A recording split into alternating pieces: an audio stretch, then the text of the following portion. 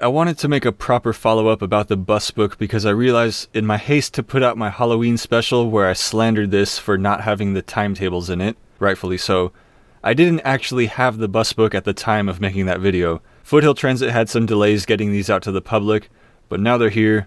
Shout out to my friend Hector for getting me this one. He found them before I did. First of all, it's a lot bigger than I thought it was going to be. They had advertised it as easy to carry, so I imagine it being something like a little bigger than the Metrolink timetable, something that could fit in your pocket. But I like the bigger size, it makes it easier to read. I'm a fan of bus books. Back in high school, I actually used to read the Okta bus book during the mandatory silent reading periods we had. It was either the bus book or the DJ equipment catalog.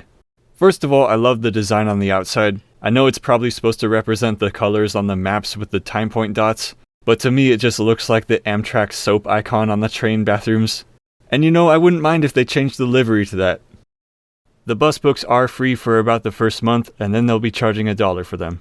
I'll be commenting on some of these photos because apparently I'm turning into a bus nerd, and some of these are actually outdated, like this one.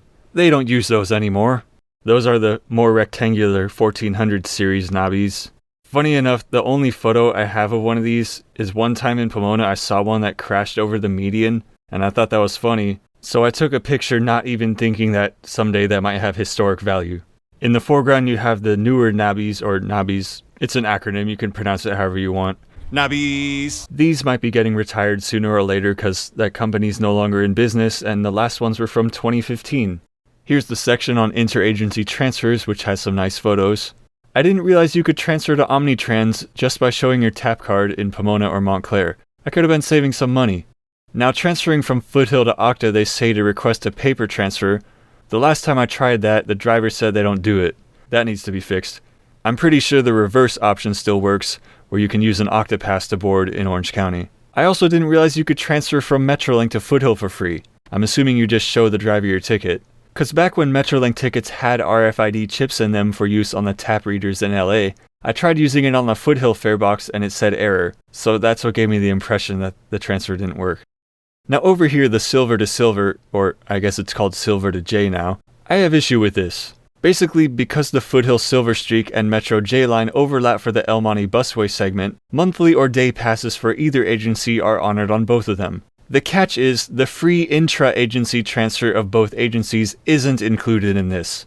Which is why in that one video where I went to the wholesale produce market in LA, I waited an extra 30 minutes for the Silver Streak, where I watched 3 J lines go right by because I didn't want to pay the extra 50 cents to transfer to it to go the exact same distance. So come on, fix that.